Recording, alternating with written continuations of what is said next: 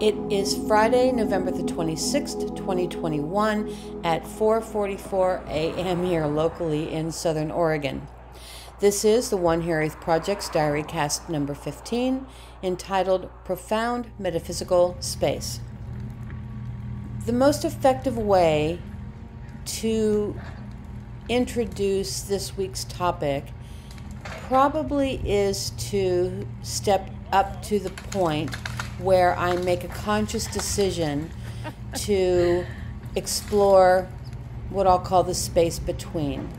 And when I refer to the space between, in this occasion only, I'm talking about that consciousness between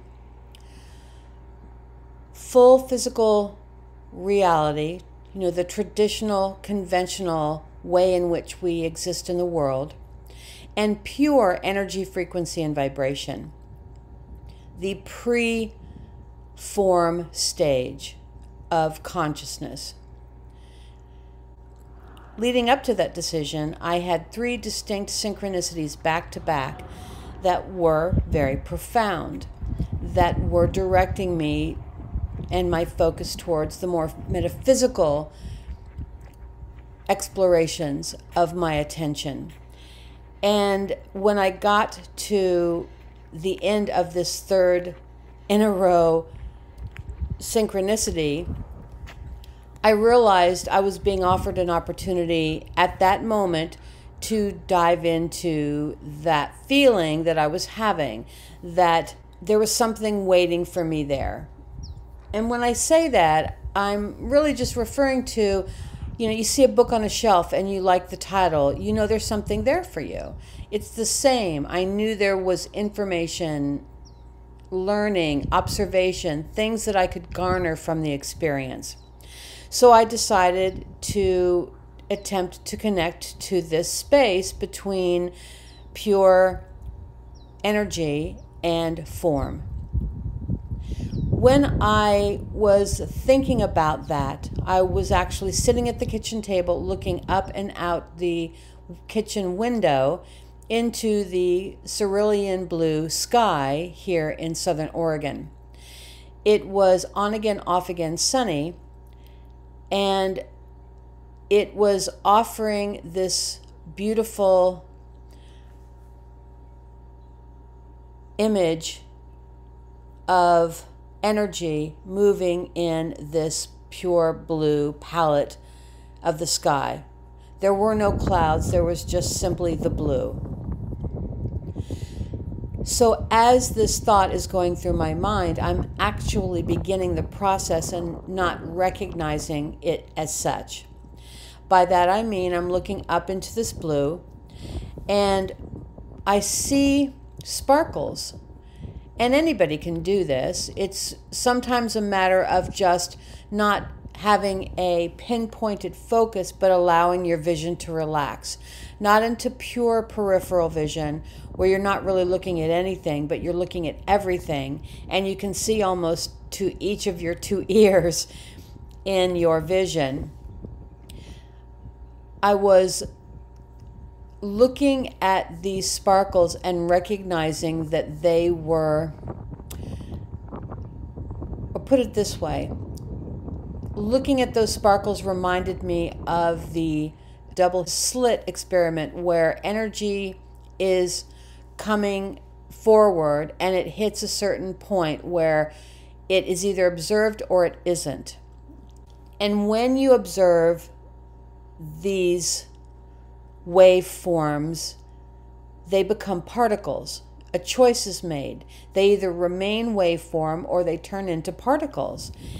And so it's impossible to escape the scientific fact that particles, density, form is both existing and non-existing at the same time because of these experiments that were done over and over again. But I know that it is an acceptable quantum theory customarily discussed when this topic arises.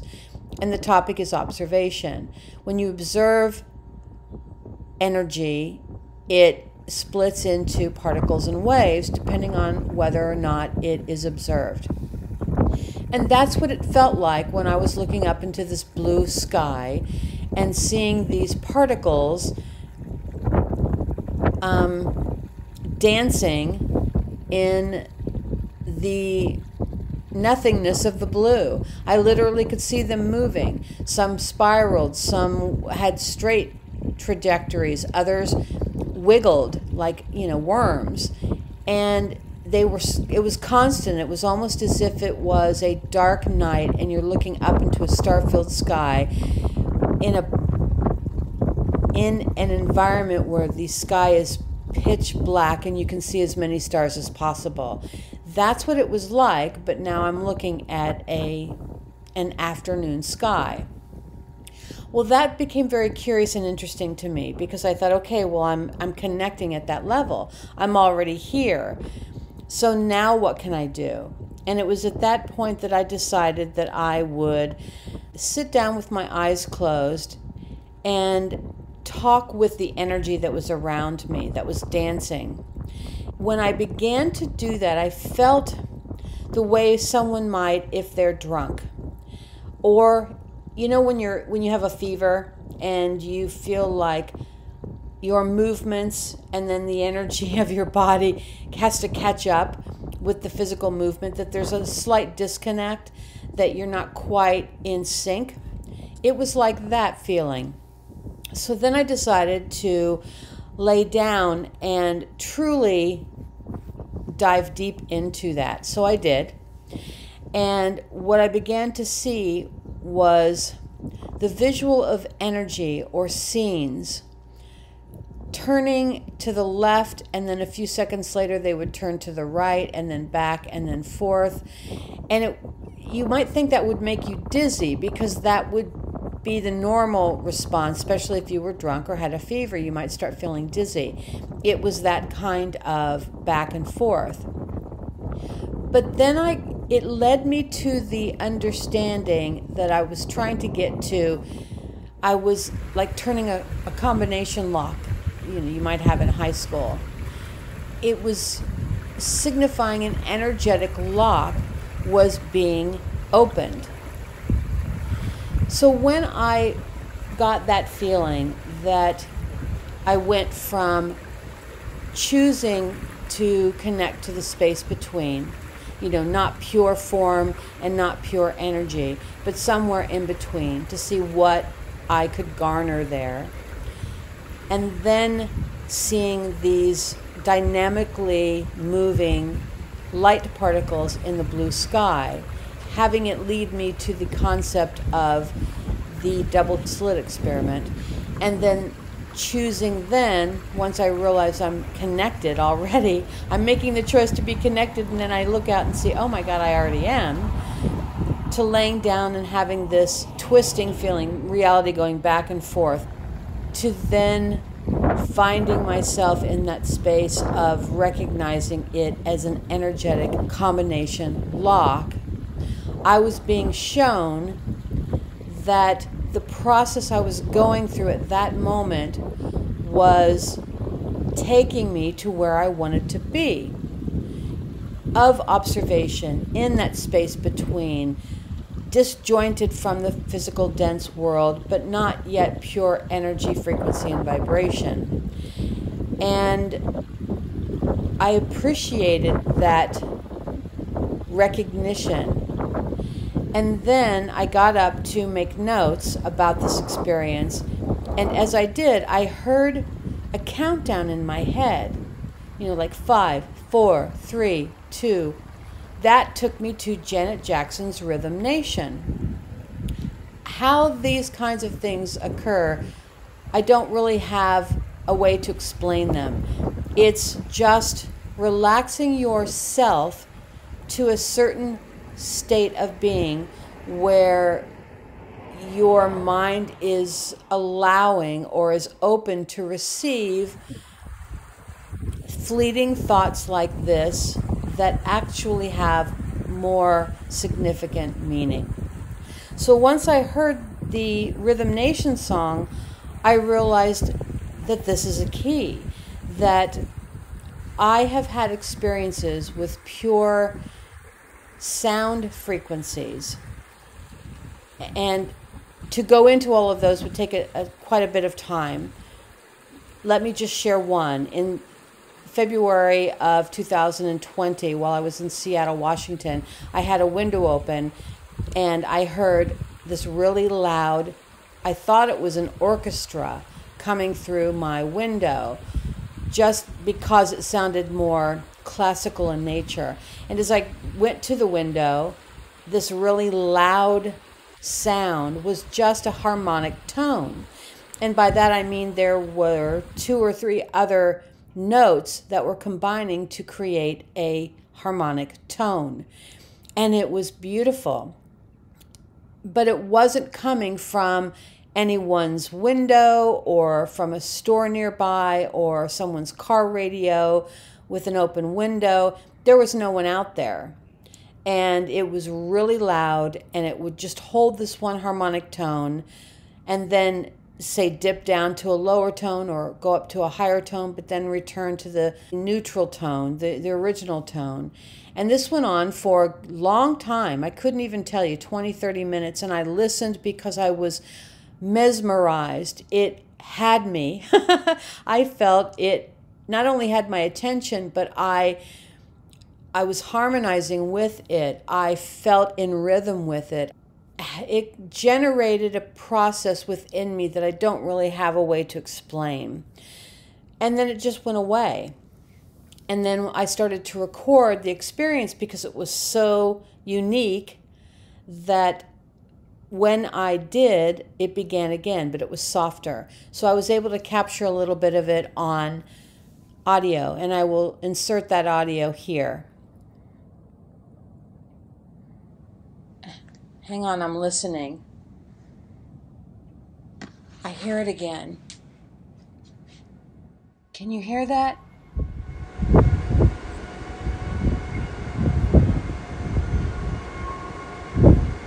I'm hoping that you're picking up that music.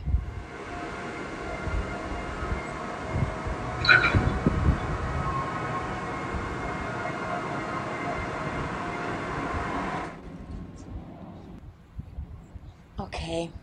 All I can do is pray that part of that got picked up. I guess I'll only know when I go back and listen to this recording.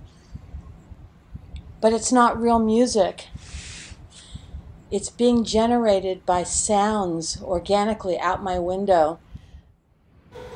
So, because of experiences like this one, and it isn't the only one, I realized that I was also being led to understand that this unlocking process was frequential. There was a frequency, whether it be a visual frequency, an audible frequency like sound, or a thought frequency.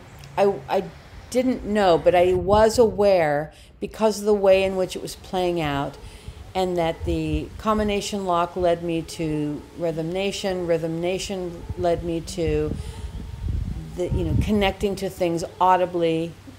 The key was in there somewhere.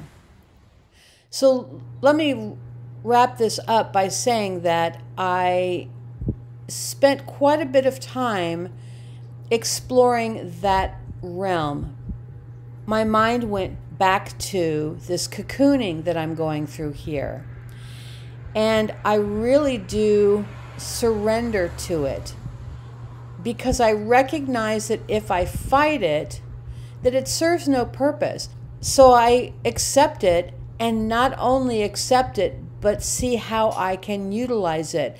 I have found that in these years of travel on a spiritual or consciousness journey of enlightenment and exploration, that when I arrive at a certain location and a series of events occurs, I recognize I am there at that moment and was led there to invite what is available for me at that density, velocity, latitude, longitude, because every place I go has its own vibration, energy, feeling about it. And, it has to do with everything from where it's located in the world to how much nature is around it or not around it. And those all are elements that when you add them together, they create the energy of that location.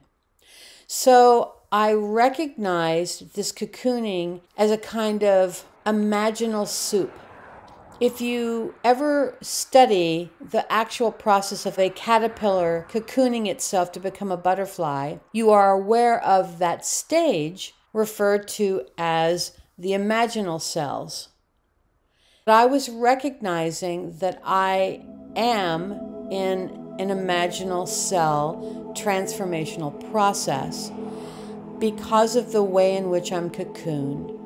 And that is where my focus this last week has been. And with that, I will leave it here.